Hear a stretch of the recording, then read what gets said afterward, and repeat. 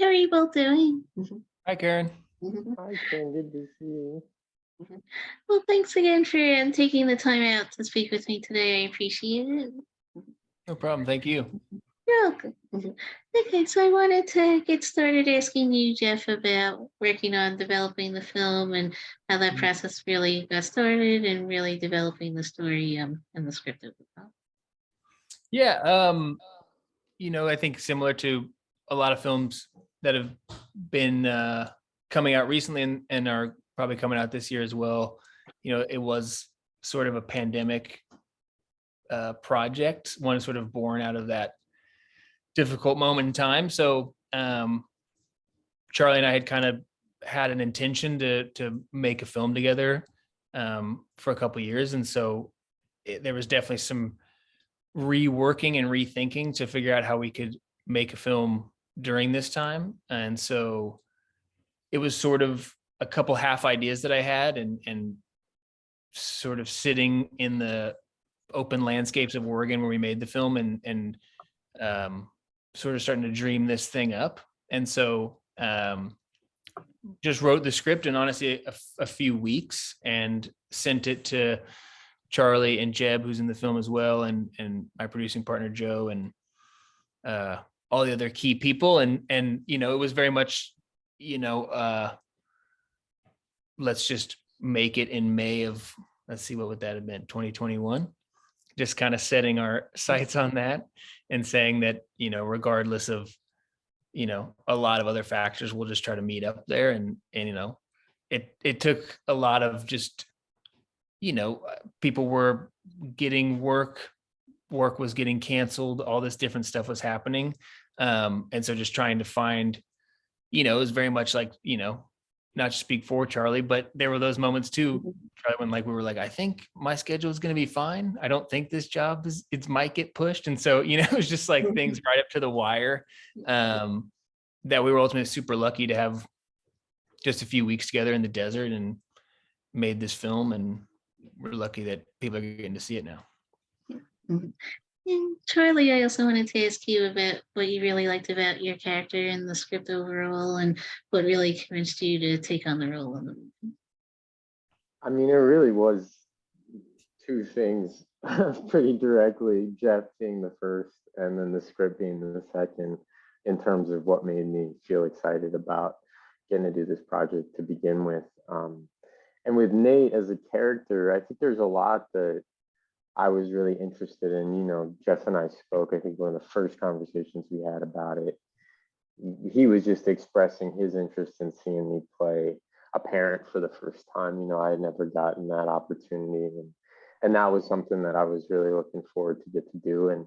And also for me, just a real return to the kind of filmmaking that I love to be a part of, especially when it comes to the experience of getting to make the movie.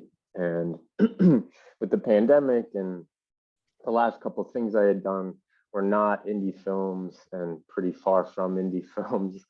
So I was very excited when Jeff kind of kept just checking in every few months saying, hey, is this window still going to work? And once everything did and we got the green light, to know that I got to just go to the desert of Oregon for about a month and have this beautiful script really just about these two guys and their relationship, and have that be a canvas for some hopefully really beautiful work that now everybody's going to get to see. But yeah, I mean, it was just the experience, the opportunity, it just seemed like such a romantic experience in a lot of ways, even though the story is not a very romantic one. But I think that's, yeah, more than anything, what made me the most excited at first. And also, like you both mentioned about filming the movie in Oregon, what was that experience like with the location being kind of remote overall? How did that maybe influence the filmmaking as well? Yeah, the film was also definitely designed with certain places in mind and places I was familiar with. We shot a lot of the film on some property that family friend has out there in Central Oregon. And so it was very much, it was a fact that sometimes in the script, when I said, they shuffled down this rocky ledge. I had walked on that rocky ledge, so I knew that we would drive up there and film it there. So yeah, I think that, Oregon has, like, there's great films coming out of Oregon every year. But I guess I felt like, because I knew this land, I knew this part of Central Oregon, I knew this town. I felt like this was going to be a little 4x3 window that people hadn't seen before, that would feel a little bit different. And on the other side of the camera, the community there, really small town, and lots of just ranchers and stuff, and they were so welcoming to us, and without their help, a lot of things that you see in front of the camera wouldn't have happened, and behind the camera as well. So we were really lucky in that respect. Also, I wanted to ask you, Jeff, about directing the film as well, and what that experience was like for you to approach directing after you wrote the script as well. Yeah, I mean, honestly, this has come up a few times in conversation that I feel like somebody recently asked me if they felt like I directed very much when making the movie, which I thought was interesting. And I felt like maybe the answer actually was not that much. I guess that's a question for Charlie as well. But I felt like, because of the specific process that we did have, where, I wrote the script with Charlie and a number of actors in mind, so I could kind of have their voice in my head. We had the chance to have a lot of conversations beforehand. Charlie and I had worked on a short film together, so I think that also afforded us a lot of advantages in that, I kind of knew what Charlie would want to talk about before we shot a scene, and what he wouldn't want to talk about.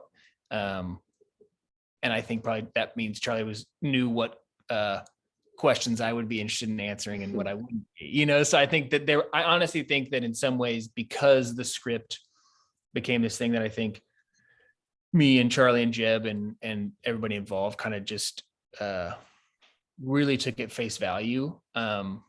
The directing, I think, yeah, I definitely did some directing, but I do think that when that question was asked to me recently, I thought that actually is interesting, and maybe I didn't do a ton, maybe. So I don't know if Charlie has a thought there. Maybe he's like shaking his head. I remember disagree. some I think it depends on one's definition of what directing is, but I think even when it doesn't look like you're doing anything, that's something. So I think I would say you directed the whole movie. I think that's a compliment. I think if I were to say that someone didn't, it would probably mean somebody else was doing their job for them. And I don't think that's a very nice thing to say about it. But that definitely was not the case here. I mean, I think that because of your level of familiarity with myself, but really, I would say about 80 to 90% of the crew and cast as a whole, I think that it lent to you not having to say the same thing too many times, and hopefully communication was really consistent and something that everybody could count on. So it never felt like it felt at times like we really were just a group of friends that were getting together to do this, rather than people that had been hired and had to report to bosses and stuff. But I think that was you being a good director in that moment, knowing that these are friends of yours as well as coworkers and professionals, and that it's important to embrace that part of the relationship as much as it is to show up as professionals and stuff. But no, I would definitely give you all the credit for that. I appreciate that. I also wanted to ask you both about working with Jeb on the film and really building that dynamic between the two main characters, and just what that approach was like on set, getting to work with him as well.